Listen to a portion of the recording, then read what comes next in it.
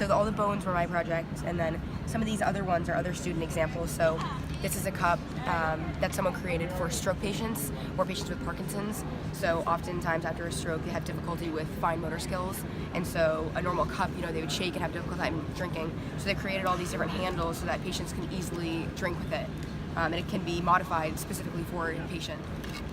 This is a pill container, so it helps patients with dementia remember what day they're on. So they slide it over and then have their pills there. And so it's kind of like an everyday activity for them. That way they don't forget to take their pills. And this can be modified as well. And they're going to engrave like the days on it and what sort of pills go into it. This is a pill dispenser. So we have a pharmacy tech, is one of our students in nursing, and she found that in her unit, this piece of the dispenser was too small, and so some of the larger pills that you have to take wouldn't fit down it. And so as they're counting, it would be difficult. It slowed the process down, less efficient. And so they created this, and she actually uses it. She printed more, and they use it now in her pharmacy. And it's an easier way for the pills to come through and count and dispense. That's so that was cool. really cool because she implemented it into healthcare right away.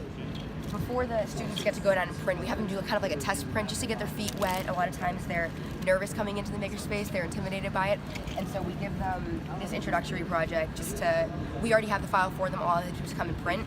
So what this is a stethoscope clip, so it unclips here and it goes in your stethoscope, because everyone's stethoscope looks the same. So when you're on the unit and you leave your stethoscope somewhere, someone's bound to take it or get them misplaced, and so this clips right on, and you can design it for every patient. You can put your initials on it.